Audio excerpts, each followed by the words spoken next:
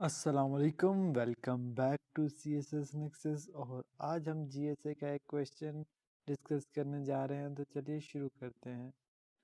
Question है, if 60 women spin 40 kg of cotton by working 8 hours daily. अगर 60 women हैं जो स्पिन करती हैं 48 kg कॉटन का वेट दिया हुआ है उसने 8 घंटे में, तो कितना cotton will 30 women spin by working 12 hour daily. तो इसमें सबसे पहले आपने जहाँ से हाउ मच की बात शुरू करें वो आपने शुरू में ले आना है। तो अगर हम इसका प्रपोर्शन इसकी रेशियो बनाएंगे तो देखें, यहाँ पे हमारे पास पहले आ जाएगा कॉटन। कॉटन रेशियो, उसके बाद दोबारा रीड करें इफ 60 वुमेन, तो फिर पहले वुमेन बताइए तो वुमेन हम डाल देंगे। उसके बाद आवर्स, आवर्स लिख लें या टाइम लिख लें एक ही बात है। उसके बाद आपने वैल्यूज पुट करनी है। इफ 60 वुमेन स्पिन, 60 वुमेन है तो आप 60 लिख दें यहाँ पे, और स्पिन 48 kg, तो यहाँ पे कॉटन है 48 इन 8 आवर्स। उसके बाद दोबारा कहता है कि यहाँ पे एक्स आ जाएगा, क्योंकि उसने पूछा है कि हाउ मच कॉटन एक्स, और यहाँ पे आ जाएगी 30 वुमेन, और यहाँ पे आ जाएंगे 12 आवर्स। तो आपने याद रखना है कि पहला एरो जो है ना हमेशा ऊपर की तरफ लगेगा।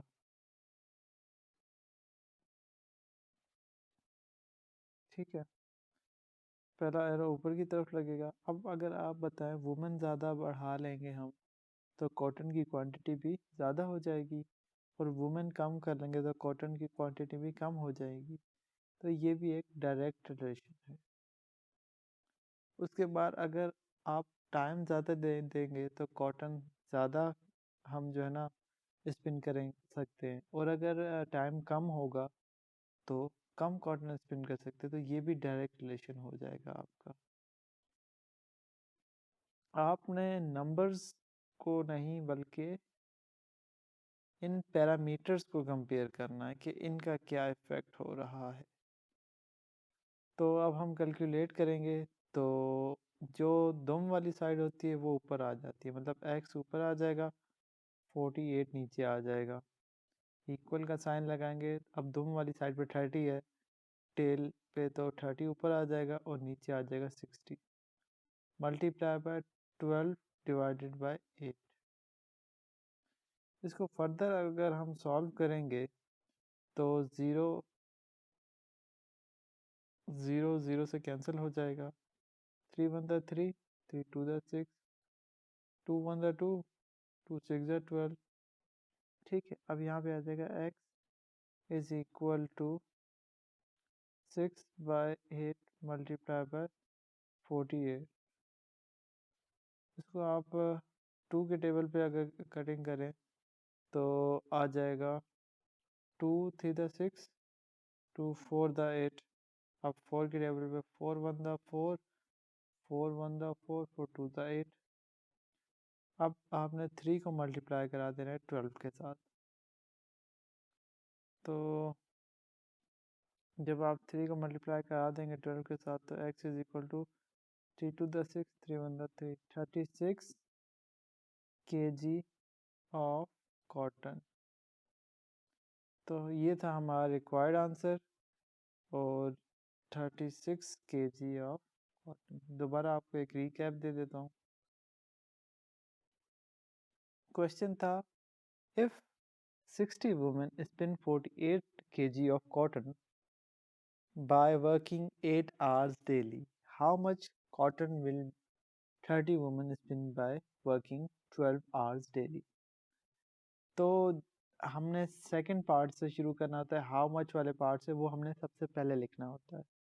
कॉटन का पूछ रहा था, हमने कॉटन लिख दिया। फिर हमने स्टेटमेंट शुरू से पढ़ी, वुमेन था, वुमेन लिख दिया। फिर आर्स थे, आर्स लिख दी।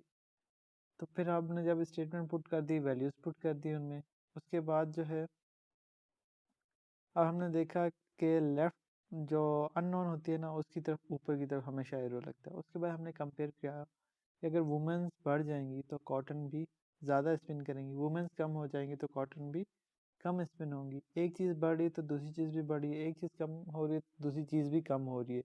तो ये आ गया डायरेक्ट रिलेशन। उसके बाद टाइम के साथ भी हमने इसी तरह ही कंपेयर किया, यानी कि अगर टाइम कम होगा तो कम कॉटन स्पिन होगी, टाइम बढ़ेगा तो ज़्यादा कॉटन स्पिन होगी।